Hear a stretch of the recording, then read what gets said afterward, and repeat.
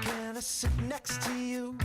Can you sit next to me? Well, we're not sitting next to him, but we will be joined momentarily by Adam Munsterteiger because this is Rockin Company's Rockin CU, making Colorado beautiful with natural stone rock construction for 5 decades. Rockin Company, rockinco.com, and by Zadie's Deli, hitting it out of the park. They're CU alums at Zadie's Deli. Great sandwiches stuffed with homemade corned beef, pastrami, other deli treats, free parking front and back in Cherry Creek. 121 Adams Street. I do all my business meetings down there. Zadie's Deli, and they cater. And now we welcome in the publisher of BuffStampede.com. You can follow him on Twitter at AdamCM777. And happy holiday weekend, Adam. Happy holiday weekend, Michael. How are you? I'm good. I hope you getting a little respite from the workload that the website requires, BuffStampede.com. Over this holiday, or are you going to have to work through the whole thing? Oh, I'm going to take a little time off. Yeah, they're doing away with 2 days, which means an earlier preseason camp this year. So I've got to get a little time away from that laptop before that preseason camp gets started. Before you know it, just a few weeks away. Yep, even you have to get in shape for summer football. That's true. All right, we have a big question before us that I want to pose. Besides the quarterback, who is the guy that Colorado's football team needs to really take off and have a big year this year for this team to be successful? If you had to pick one guy. Okay, I'm going to throw a curveball your direction here, and I'll preface it by saying I think CU is going to be in a lot of really close games during conference play this season. So I think James Stefano, the 30-year-old Australian place kicker they're bringing in, could be a player the Buffs need to have a big year. I mean, you look back the previous 2 years, CU's field goal percentage is the worst in the Pac-12.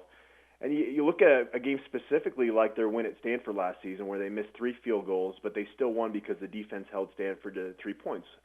Given what they've lost defensively, that's not going to happen. And you look at missed field goals, it can really take the wind out of a team's sails. And so with James Stefano coming in, he comes in with previous experience as a professional soccer player. So I don't think he's going to be fazed by the pressure of performing in front of those large college football crowds, but he also has no experience place kicking in a competitive game, so it should be a really interesting experiment to watch unfold. That's probably not the answer you were looking for, but I really started thinking about it, and I think that's going to be a key piece that maybe people aren't talking about with this football team. You know, that is a great answer. It isn't what I expected. Certainly it's what I'm looking for. It's absolutely what I'm looking for on this, and that is a great and unexpected answer. I didn't even think about the whole special teams aspect of everything. You know, I took a look at the offensive line, which I think last year I answered this question or something similar if we posed it, and went with the offensive line, like who's the most indispensable person. I think I went with their left tackle, Irwin. But, you know, I think they have experience at linebacker, but they've lost 3/4 of their defensive backs, the whole defensive line, but there isn't one guy there that I think is going to make, that there's one guy with a difference. But they lost 3/4 of their defensive backs in the NFL draft. They've got experience at safety with Laguda and Moeller. Not as concerned there. So, you know, what they need is one of the key parts of them, of what they had last year, especially with a new defensive line now, is the shutdown corners that they had last year. They need a shutdown corner to join Isaiah Oliver, and I could look at Anthony Meese, who's a sophomore, the junior college transfer, Dante Wigley. But it's going to take a chance and say a guy who's a playmaker, and I'm wondering if he can't be a shutdown corner as well. He can certainly play safety, and that is, my guy is Nick Fisher. Okay. Yeah, they've experimented with Nick Fisher playing some safety too now with moving Ryan Moeller to the buff backer position. So I think Nick Fisher is going to be on the field a whole lot. One other name to throw out there in that cornerback battle is Trey Udofia, a redshirt freshman that came in from California. He was actually running a lot with the number 1 defense during spring practices in that cornerback spot opposite Isaiah Oliver. And so it looks like it's going to be a battle that if you look at position battles going into camp, I think that cornerback spot opposite Oliver is definitely the position that's really up for grabs the most at this point. So, yeah, it should be a fun battle to watch. Well, that'll be cool. And if they get that guy who can shut teams down, that will really help because we don't know what to expect, I think, from the defensive line this year. Unlike last year's defensive line, which surprised everybody and was completely dominant, except in a couple of games, Southern Cal, for instance. All right.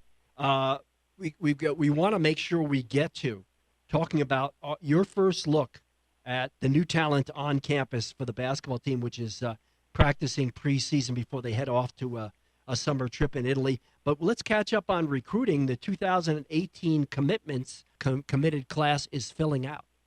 It is, yeah. There's been some additions and actually a subtraction just yesterday, or a day and a half ago, with Max Borhe from Pomona deciding that he wanted to change his pledge and commit to Washington State.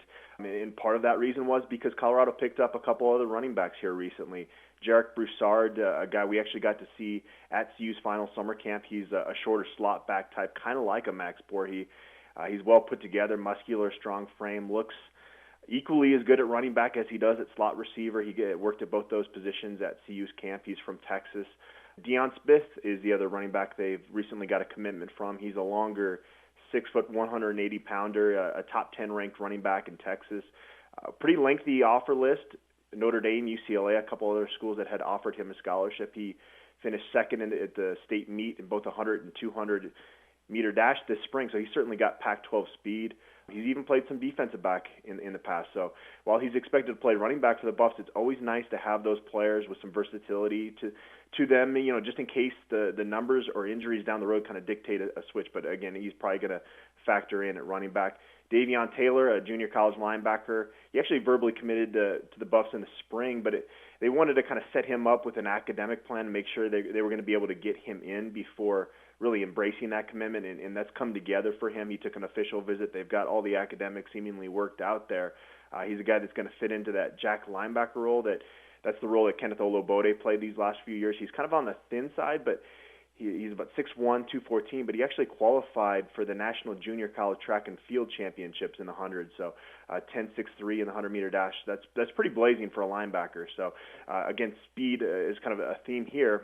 The guy, Clyde Moore, middle linebacker recruit from Southern California, that if you watch his film, you're going to be impressed with his closing speed instincts out there. Maybe not top-level athleticism that maybe kept the USCs of the world from offering, but he did have an offer from Arizona State. And then the other recent addition is Tony Brown, originally from California, played for former Buff quarterback Mike Machete over at La Mirada High School, and then signed with Texas Tech out of high school. Actually, it was Darren Chiaverini that recruited him to Texas Tech, ironically.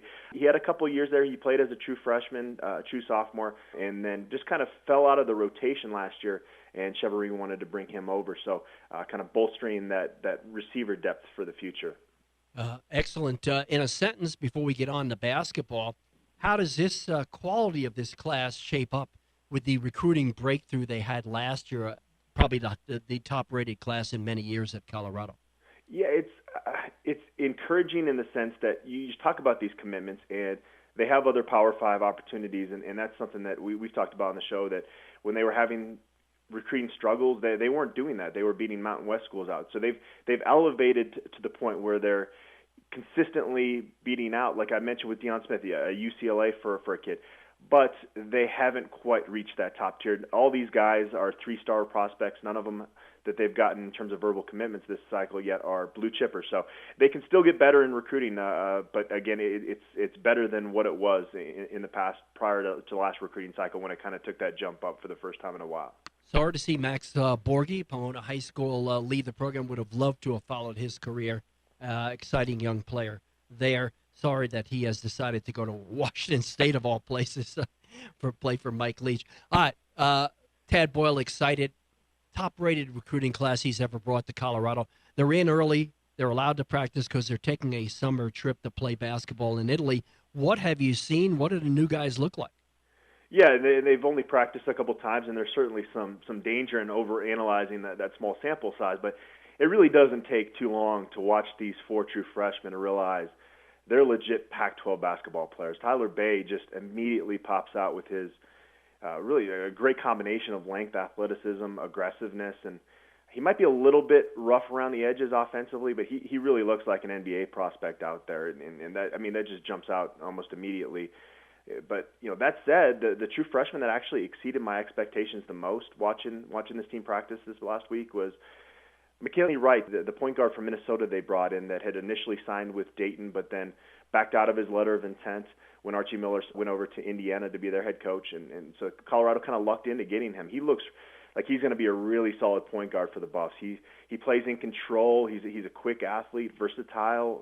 Seems like he's a pretty smart guy for a freshman out there practicing. So I was really impressed with him. And it's a strange team from the standpoint you've got all these veterans that have been around a while, in George King, Torrey Miller, Dom Collier, and then you've got this talented freshman group. It's kind of a gap in between them. I don't think you can expect this to be an NCAA tournament team, but this is going to be a fun team for CU fans to watch. Well, I will look forward. I'm up there for about 90% of those games. I look forward to that.